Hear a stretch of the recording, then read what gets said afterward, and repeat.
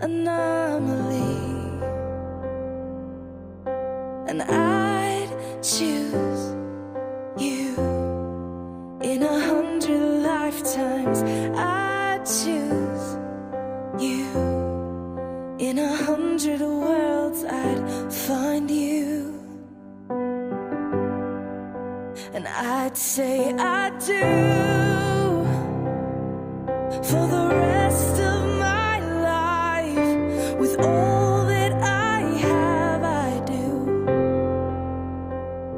and I will.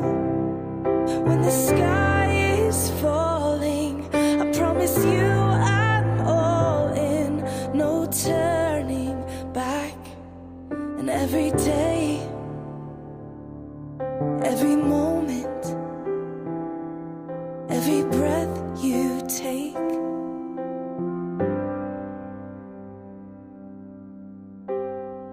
I choose you.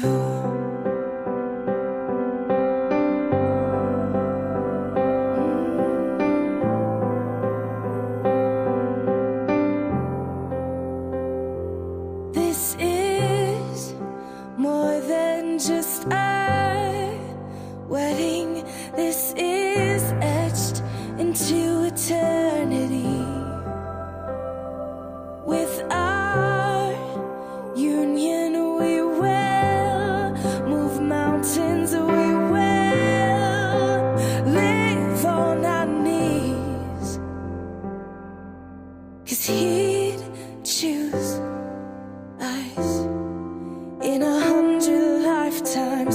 He'd choose us in 100 worlds. He'd find us, and we'd say we do for the rest of our lives. With all that we have, we do, and we will.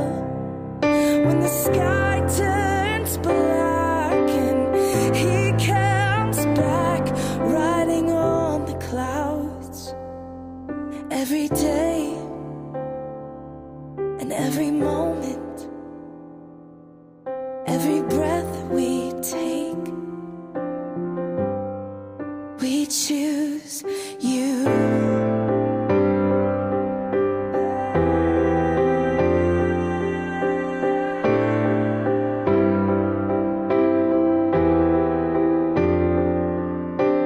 Look into my eyes, dear.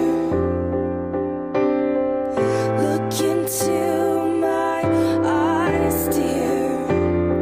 'Cause this is where it starts. Yes, this is where it starts. I'll give you my whole heart for my whole life.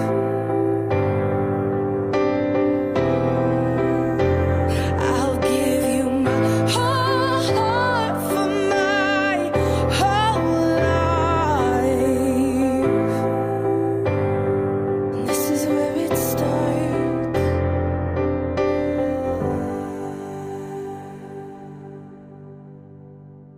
And I'll say I do for the rest of my life. With all that I have, I do, and I will. When the sky is falling, I promise you I'm all in, no turning back. Every day, every moment, every breath you take. Anin ko phiren ruang lâu chẳng sẽ đắm chung in mà ngày tôn là nắng mưa trăng xóa kia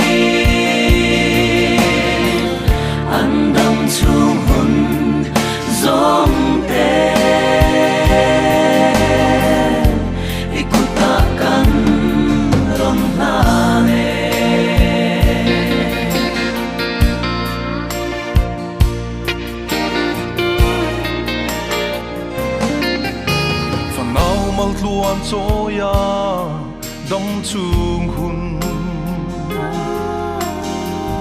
an man thei na o lal pa nang in trăng pui in veng la an ma shuai ze lam che in mangai ton na nang ma trăng a chua ki an dang chung hun zong te ikuta kan ron ba me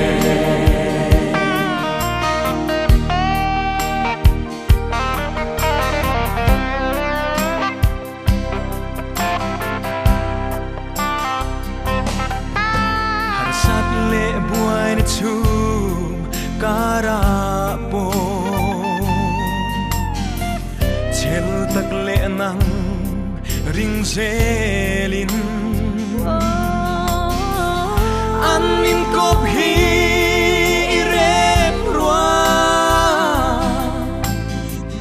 lo chang se dam chungin in mangai ton na nam ma trăng na chua ki an dam chung hun zo